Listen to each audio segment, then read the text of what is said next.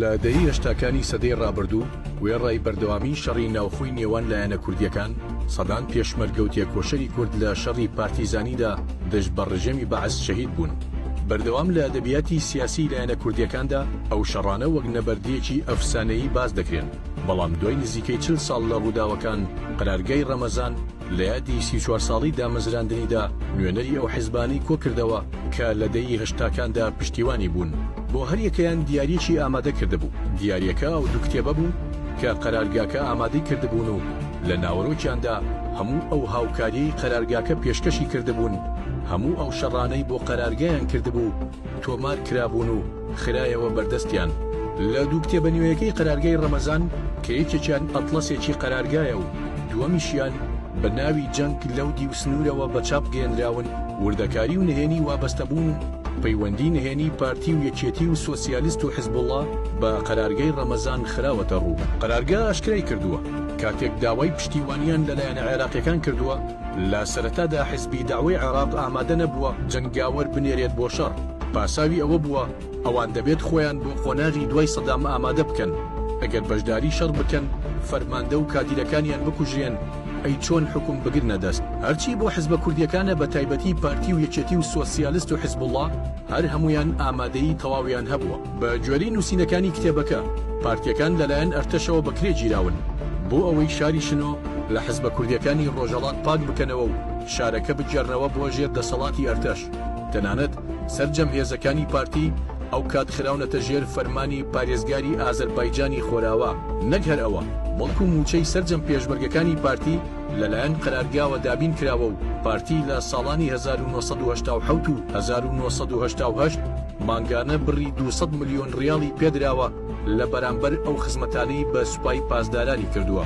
لە کتێبەکەدا باز لە داگیرکردنی حاجی ئۆمەران و دەڤەری باڵەکایەتی کراوە کە بە هاوکاری و بەشداری پارتی لە شەڕەکاندا سوپای پاسداران ناوچەکەی گرت. قەرارگای ڕەمەزان لە کتێبەکەدا دەڵێت 1000 پێشمەرگەی پارتی بەکرێ گیراون بۆ جێبەجێکردنی ئۆپراسیۆنی وەلفەجر 2 کە لە 20 تەموزی 1983 لە حاجی ئۆمەران کراوە و تا دەربەندی چۆمانی گرتووەتەوە. ئاماژەش بەوە کراوە لە بەرامبەر ئەو بەشداریی پارتی ڕژێمی بەعەز ناوچەکەی وێران کرد.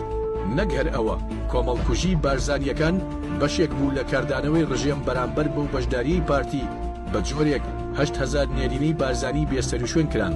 تەنانەت لوقمان و عوبێدوڵڵای کوڕانی مەلا مستەفاش بەر شاڵاوەکە کەوتن. لە کتێبەکەدا ئاماژە بۆ کراوە کە قەرارگا لە ساڵی 1986 لە ئادای پارتی ڕازی نەبووە. پارتی ئامادەیی دەربڕیوە لە هەموو لقو و ناوچەکانیدا بنکەیەکی سوپای پاسداران بکرێتەوە بۆ ئەوەی ڕاستەوخۆ ئەو بنکانە ڕێنمایی و فەرمان بدەنە لقو و ناوچەکان و چاودێری جێبەجێکردنی بڕیار و فەرمانەکان بکەن. ئەوە تەنیا هەموو چیرۆکەکە نییە. لە کتێبەکەدا نووسراوە دوای ئەوەی فەرماندەی قەرارگاکە گلەیینامەیەک بۆ مەسعود بارزانی دەنێرێت و داوای لێ دەکات هاوشێوەی یەکێتی ئۆپراسیۆنی گەورە بکەن. هێزەکانی پارتی لە زاخۆ و بادینان ئۆپراسیۆنی فەتحی چوار بۆ سوپای پاسداران دەکەن. پارتی بەوەشەوە نەوەستاوە، بەڵکو ناوی سەرجەم ئەو عاشیرەت و سەرۆک جاشانەی پەیوەندی نهێنیان بە پارتیەوە هەبووە داویەتی قەرارگای ڕەمەزان بۆ ئەوەی ئێرانیەکان خۆیان ڕاستەوخۆ پەیوەندیان لەگەڵ دروست بکەن و بە ناوی پارتیەوە داوای هاوکاریکردنی سوپای پاسدارانیان لێ بکەن. بە جۆرەی و بەڵگەنامانی بڵاو کراونەتەوە پارتی 327 کردەی چەکداری بە فەرمانی قەرارگای ڕەمەزان ئەنجام داوە. یەکێتی سەبارەت بە یەکێتی نیشتیمانی کوردستان لە کتێبەکاندا ناوەرۆکی دوو نامەی مام جەلال سکرتێری کۆچکردووی یەکێتی ئاشکرا کراوە کە یەکێکیان لە سەرەتای هاتنە سەرکاری کۆماری ئیسلامی بووە. تێیدا مام جەلال داوای لە خومەینی کردووە بارزانیەکان دەستگیر بکات و لە ئێران دادگاییان بکات. نامەی دووەمیشی دەربڕین و جەختکردنەوە بووە لەسەر پشتیوانی کۆمارەکە. هەروەها باز لەوە کراوە یەکێتی چەندین ئۆپراسیۆنی سەربازی گەورەی بۆ قەرارگا کردووە، لەوانە هێرشەکانی سەروێزگەی کارەبای دوکان و کێڵگەنەوتیەکان. هەر لە کتێبەکەدا ئاماژە بۆ ئەوەش کراوە یەکێتی چەندین ناوەندی سەربازی و پێگەی عێراقی دەستنیشان کردووە و بەڵێنی داوە هێرشیان بکاتە سەر.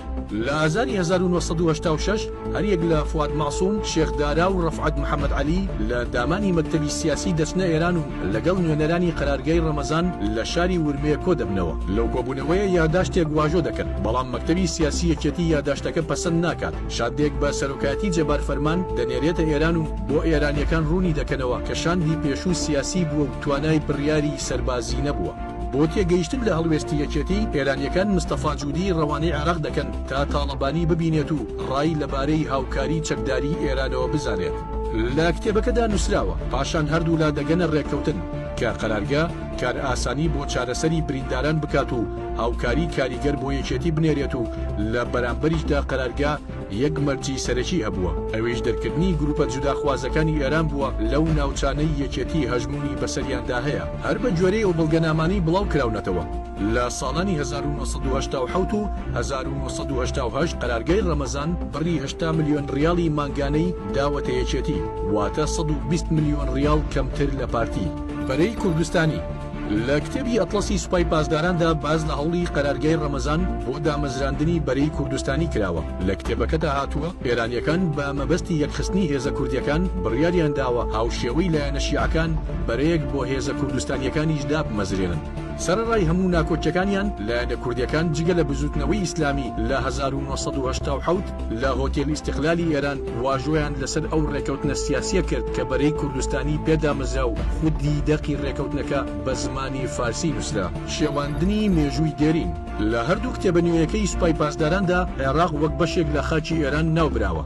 لە کتێبەکاندا باز لەوە کراوە کە 11 سەدە خاچی وڵاتی نێوان دووڕووبار بەشێک بووە لە خاچی ئێران و دوایین فەرمانڕەوەی ئێران ساسانیەکان بوون کە عێراقیان بەدەستەوە بوو سوپای ئیسلام کۆتایی بەدەسەڵاتەکەیان لە عێراق هێناوە. هەروەها شاری سلێمانی بە بەشێک لە ئێران لە قەڵەم دراوە و ئاماژە بۆ درراوە لە دابەشکردنی سنووردا بە شێوەی کاتی نکێنراوە بەدەسەڵاتی عوسمانیەوە، ئەگەرنا بەشێک بووە لە سەرزەمینی ئێران.